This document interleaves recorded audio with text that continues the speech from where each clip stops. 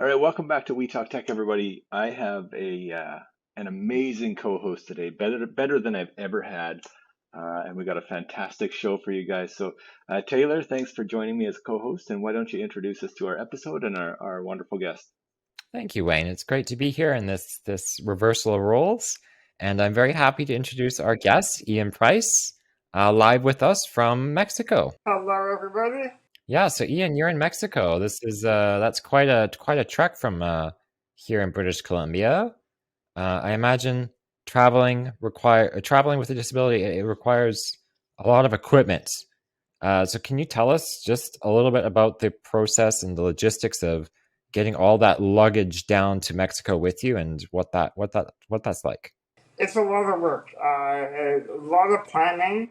It's not one of those things where I can just say, "Hey, I'm going to go to Vegas on the weekend and hop on a cheap flight." I typically plan for about 4 to 6 months, and a lot of that involves the airlines making sure that they are ready for myself, my wheelchair, and all of the equipment that I bring with me because I have a lot of luggage. Holy cow! I think I brought 6 suitcases on this trip, so not Wow, not a light packer in the wheelchair in the wheelchair crate.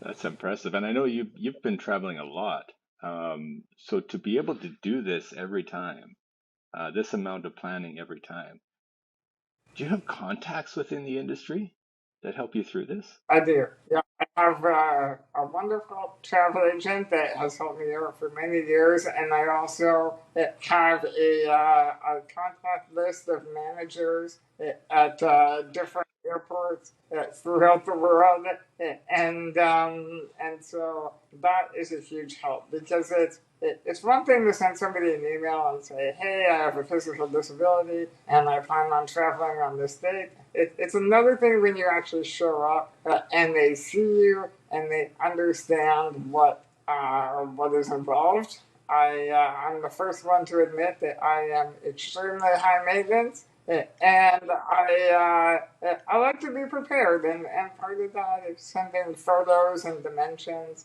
to the air cargo managers at the airports to let them know what to expect because we don't want to have surprises on the day of. That's for sure. I think there's only one person who could tell me they have contacts around the world at many airports, and I would just believe them, and that's you, Ian.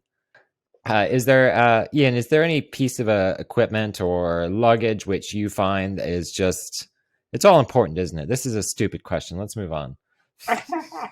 It's all important. You need it all. What am I talking about? Yeah, yeah. Well, There's I think I mean, it is all important, but some of it's more fragile than others, right? There must be some time taken with some pieces of equipment to make sure it's getting where it needs to be safely. Absolutely. Yeah. The power wheelchair is the big thing. And there are horror stories of wheelchairs being damaged by airlines, and it's quite a common thing. And so what we do is I have a special crate, a custom wooden shipping container that my dad and I built that the wheelchair goes into, and then they forklift that onto the aircraft. And that has protected it since day one. As much as they do try to take care of all the luggage, things happen. And like it'd be horrible to arrive and not be able to use my wheelchair. It's such a customized setup for me that I wouldn't be able to rent a wheelchair in another country. There's absolutely no way. I'd be sitting in a wheelbarrow for my entire day, and that doesn't sound like a good time. That would be, just knowing you, Ian, that would be the world's most fancy wheelbarrow ever, wouldn't it? It's heartbreaking a lot of the time to arrive at your destination and know that there is a not insignificant chance that your wheelchair arrives broken. And that's, imagine flying if you were a non-disabled person and there's a 25% chance the airline breaks your leg on the way there. That would be right. Like, who would do Sure. that? That's reality, Yeah. unfortunately. And things like this help Ian get there in one place, right? They do, and I would like to say that um, I'm not the only one with this wheelchair crate. The Tetra Society has helped other individuals create customized solutions, and they also helped me design a shower slash commode chair that disassembles and fits into a suitcase that I can bring on. So thank you, Tetra, for all your help. It's been a lifesaver. That's cool. Yeah, they're a great support, aren't they? I just have one question about your crate, and I've always thought about this, but I've never thought to ask you, which is silly. So you wheelchair is packaged up in your crate. It's shipped along with you. What happens to that crate when you're off doing your thing in Mexico? Where is that crate right now? It depends. Sometimes the airlines are generous enough to store the crate at the airport. Other times, I have to bring it with me. And that can be a chore because, for example, years ago, I went to Europe and we visited 5 countries, and there was no way that I would be able to bring the crate with me on the train. Unfortunately, they wouldn't store it at the airport, so I had to courier it, like FedEx it, from Italy to Netherlands, and then have the hotel that I would be staying at a few weeks later hold on to it for me. So again, a lot of planning involved, and it is so much easier when the airlines do hold on to it for me because it's 100 pound pallet and plywood. It's large. I've had to rent a second taxi just to hold the crate. But something that I've done recently is when I leave it at the airport, I have a GPS tracker uh, attached to it, which is nice because it gives me that peace of mind that I can bring up on my phone right now and see exactly where my crate is at the airport. So if I arrive there and I'm speaking with somebody else and they don't know what the heck I'm talking about, I can show them on my phone that this is my box. Yeah, please direct me here. And I love it. It just gives me that sense of security. Moving on to a different area of your luggage. You're a person who uses a G tube to get your daily nutrients and vitamins and all that business. And that's kind of another specialized piece of just luggage that you need to transport around with you because it's not the fluids are not necessarily available everywhere in the world, especially if you're going to a remote location. So, can you tell us a little about how you transport those nutrients to where they need to be with you? Well, sometimes I will send it ahead of time, but that's a little bit risky. I know a year ago I sent a case of food to Mexico. It was supposed to go to our all inclusive resort. The all inclusive didn't sign for it, and it was returned back to Canada. And so, luckily, I sent it long before departing so that I could see that it didn't make it to my destination. But I have had success sending it to the Czech Republic, to Japan, to Thailand. But I think if you're a little worried, just bring it with you. The airlines are great that they don't charge you for any additional luggage that is medical related. So I just brought a suitcase full of Jevity, my meal supplement, with me this time, and it was just a little bit easier. Granted, they did look at it at customs when we arrived in Cancun because it was a suitcase full of liquid, and they had a lot of questions. So yeah, make sure you bring some documentation, a letter from your doctor explaining what it is, why you need it, and they're usually fairly accommodating. I also recommend, just to be safe, to put your supplies that you need, your absolute essentials, in multiple suitcases. Don't have all of your food in just one suitcase, just in case they lose it for a few days. You have a backup. That's what I was going to ask because we hear so many stories about luggage being lost. How much of your stuff do you put under the plane, and how much are you able to keep with you so you know it's going to arrive? Well, I bring, yeah, my medications, like if I'm on an antibiotic, my inhalers, obviously my ventilators, onto the plane with me as a carry on. A little bit of food, but there's so much that I have to bring with me. You just have to hope that not everything is lost. And usually, if the airlines are being nice, they will put all of your luggage in the same container as your wheelchair, so everything is sent down together. But that doesn't always happen. So I think there's two things we've learned from that conversation I'd like to highlight. One, there was a lot of plurals in that: ventilators, suction machines, batteries. So there's backups for a lot of this equipment, which is very wise, of course, because it's all you need it. You need it for life. So it's important that it not only gets there, but if something breaks, you've got a backup. You're not here in BC with our wonderful prop program where we can ship something out. Wayne can, get on a bus and go fix it for you right away, right?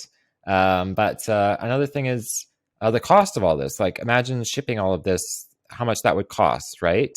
But you said that if it's medical equipment, it is free of charge. Is that correct, Ian? That is correct. Yeah, all of the medical equipment I bring, whether it's carry on or check baggage, is all at no cost.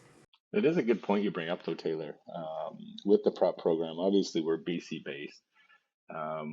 If something's wrong with your medical device, we can't just ship you another ventilator in Thailand. That's not something that prop's able to do, right? So making sure you have those backups, but making sure you also have contacts in those countries or in those areas of the world, just in case.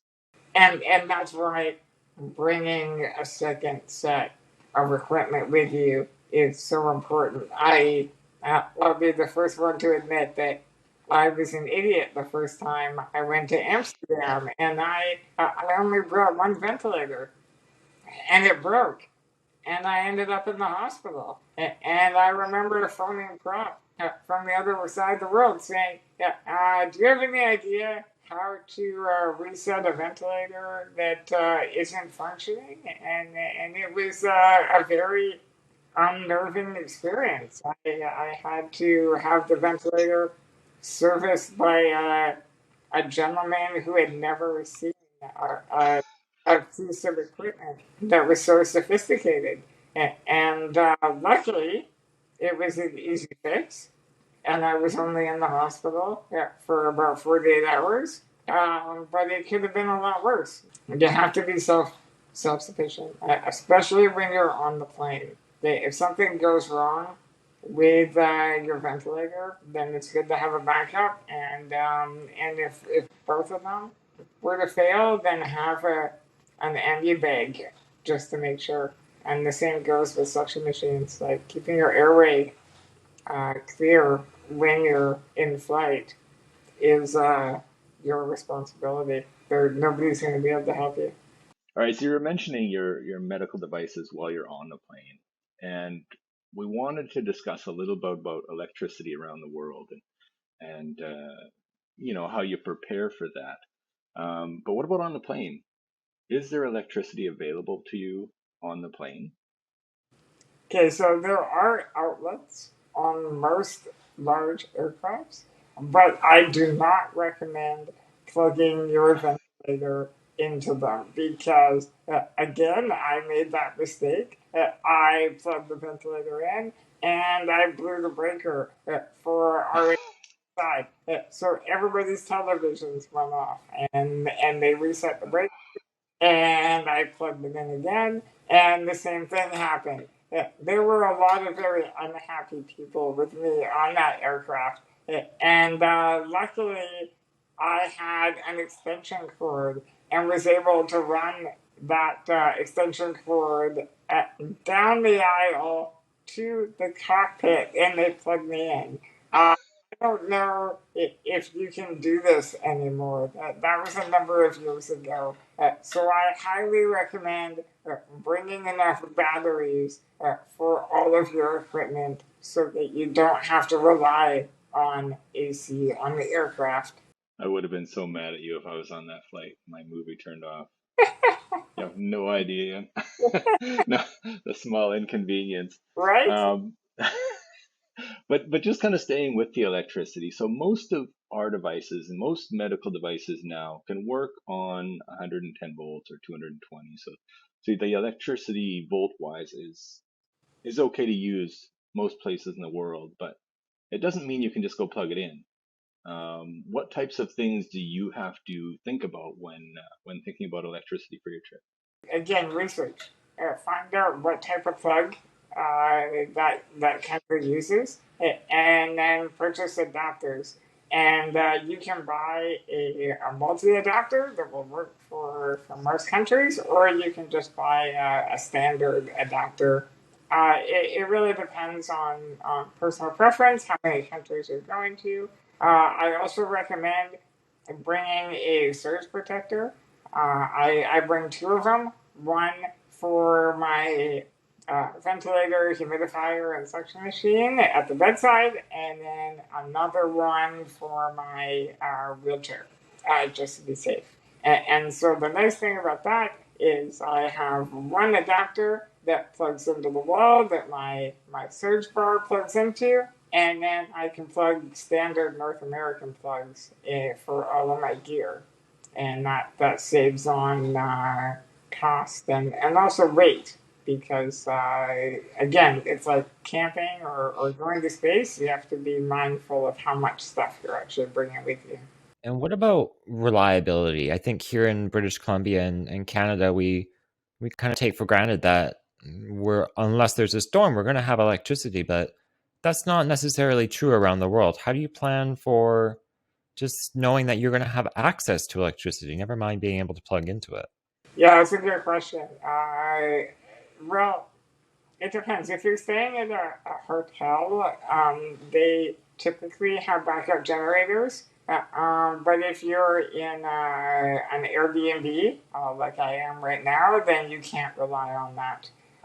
So for the ventilator, making sure that all my batteries are charged up just in case. And then as a last resort, plugging the ventilator into my wheelchair for that extended life. It's also important ahead of time to look on the map, see how far away you are from a hospital. Because if there was I don't know, a natural disaster or something out of your control, and you're unable to hop in a wheelchair taxi, then you might need to walk 20 blocks to a hospital. So just try to be as prepared as you can. I've had fairly good luck over the years. If the power does go out, it's typically only been for around 7 or 8 hours.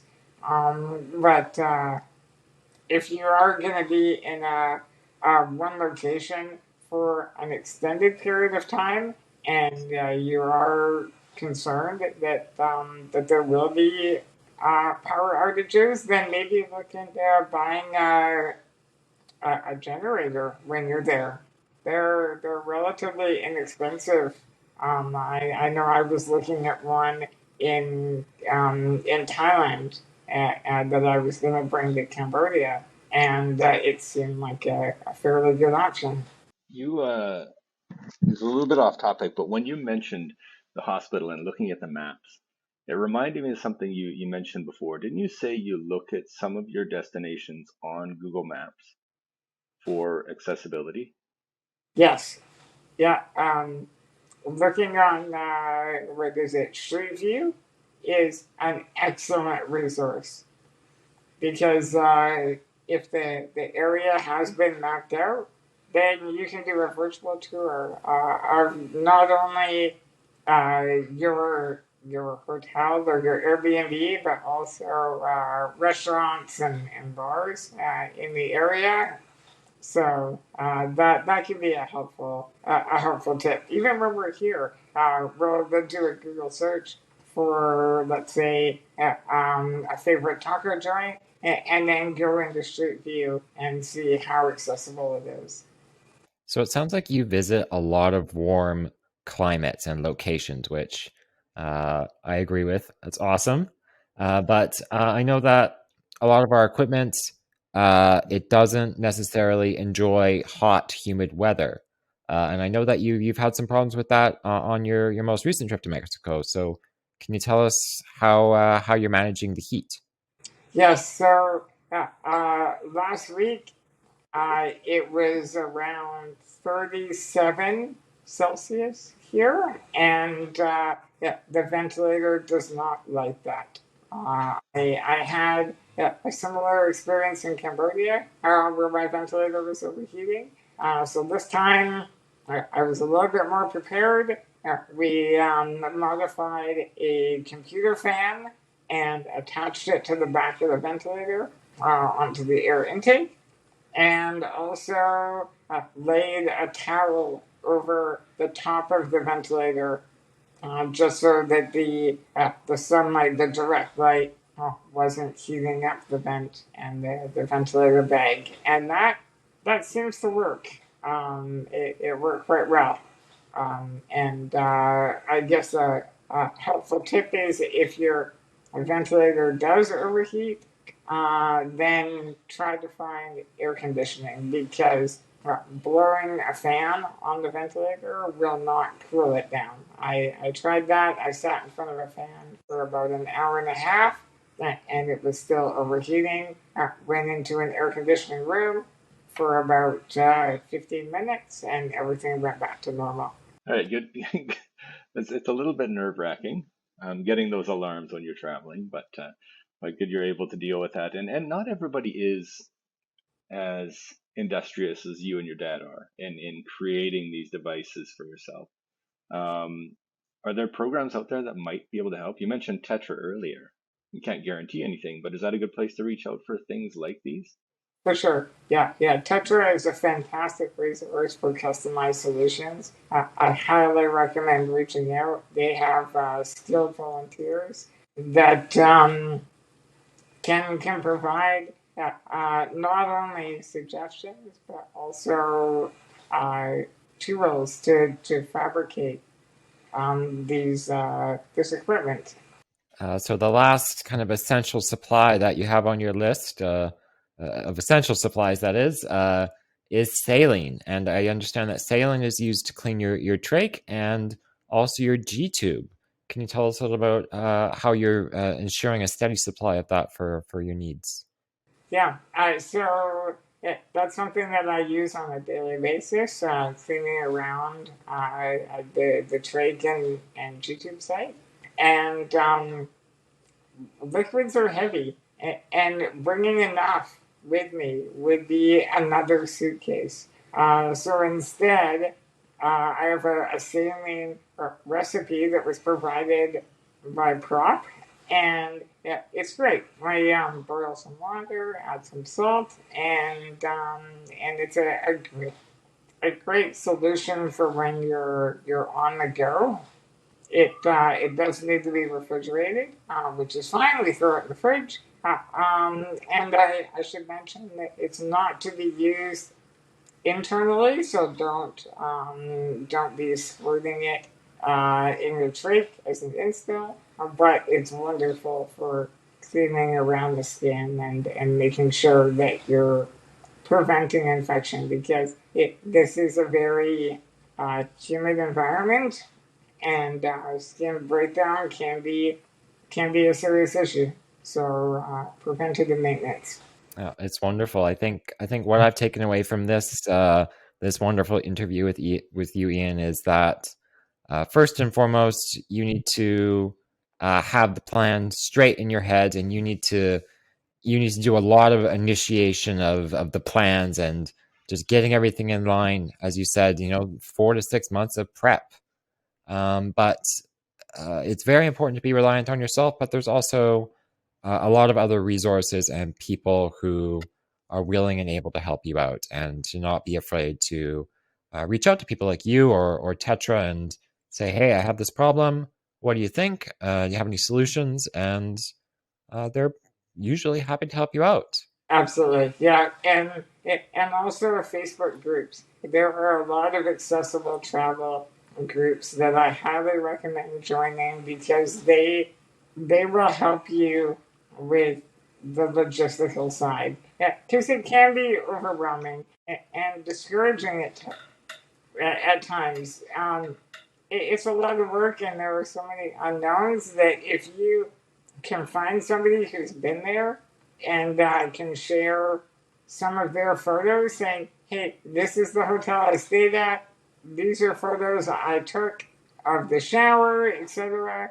It can be such a stress reliever and actually help help you be excited to travel because that's what it's all about is the adventure, and it's so worth it. I can't stress enough, no matter how stressful it is, to plan the trip.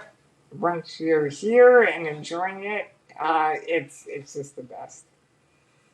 Yeah, it sounds like some prep that went into it made for some pretty great adventures. So, well done, Ian, and continue being adventurous. And we thank you for joining us from Mexico, taking time away from the sun and the pool, and being here with us. So, thanks a lot, and we'll see you when you get back.